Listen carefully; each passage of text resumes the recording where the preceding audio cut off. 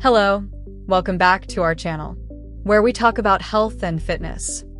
This video explains you about Ayurveda supplements and how to use them to be healthy and what actually a healthy body should be. Have you ever felt like you're doing everything by the book? I mean, you're tracking the calories, you're hitting your protein numbers, but you're still just stuck? Well, what if the key to unlocking real sustainable strength isn't found in a fitness app, but in a system of medicine that's been around for 5,000 years? Today, we are diving deep into Ayurveda's ancient blueprint for building a powerful, vital body in the modern world.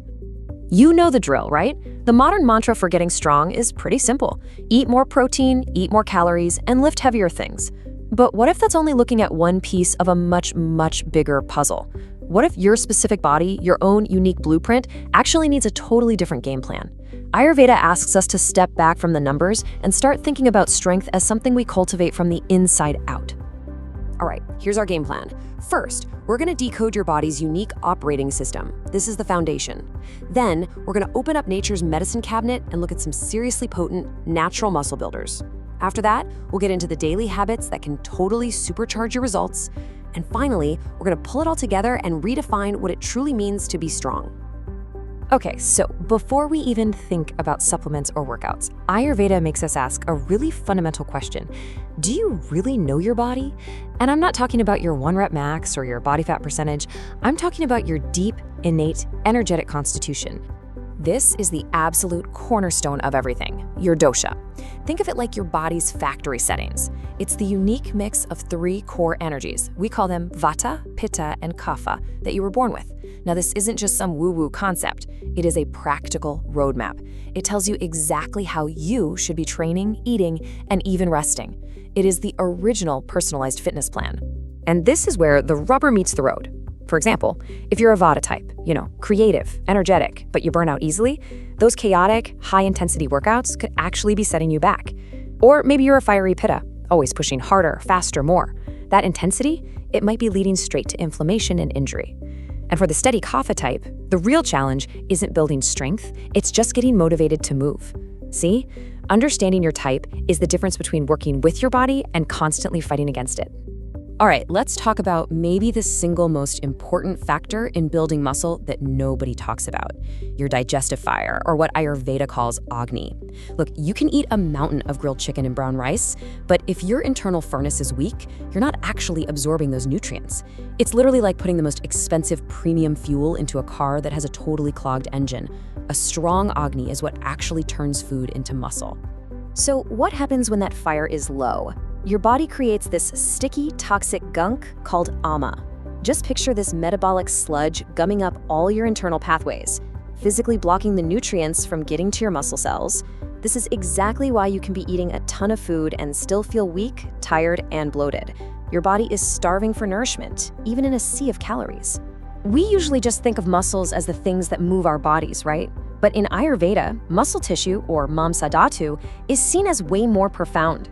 Its main job is something called lapanam, which translates to a plastering effect. Think about that. Your muscles are like a living, breathing suit of armor that protects your organs, supports your entire skeleton, and literally holds your body together. Now, this is what I find so cool. Ayurveda doesn't just see muscle as big or small. It sees it as balanced or imbalanced. If you have too little muscle, you might feel weak, anxious, and ungrounded. That's a classic Vata imbalance. But if you have too much, you could feel heavy, stagnant, and lethargic, which points to a Kapha issue. So the goal isn't just about getting huge, it's about building strong, healthy, functional muscle that actually makes you feel confident and full of life. Okay, so you've laid the foundation, you understand your dosha, you're working on strengthening your Agni. So how do you really kick things into high gear? Well, this is where we get to open up nature's anabolic toolkit. Ayurveda has this incredible pharmacy of herbs that can help you build real strength and do it safely and naturally. Right, if there is one herb that has become the superstar of Ayurvedic strength, it's gotta be Ashwagandha. The name itself literally means the smell of a horse. And for thousands of years, it's been used to give you the strength and the vitality of one. In the ancient text, it's classified as a Balya herb, which simply means that which gives strength. And as you're about to see, modern science is finally catching up to this ancient wisdom. And hey, this is not just folklore. Check out these numbers from a proper gold standard clinical trial. The group that took ashwagandha didn't just see a tiny bit more muscle growth. They saw a massive increase in the size of their arms compared to the group that just got a placebo. We're talking a more than 60% greater increase. This is where ancient wisdom gets backed up by hard data, and it is seriously impressive. So what is the secret sauce here? Well, ashwagandha works like a master conductor for your body's orchestra. It helps lower cortisol, that's the stress hormone that literally eats away at your muscle. It supports healthy testosterone levels, and crucially, it's an adaptogen, which means it helps your entire body get better at handling the stress of intense training. So it's not just building muscle, it's optimizing your whole system for growth. But ashwagandha is really just the beginning. Ayurveda has a specific tool for every job.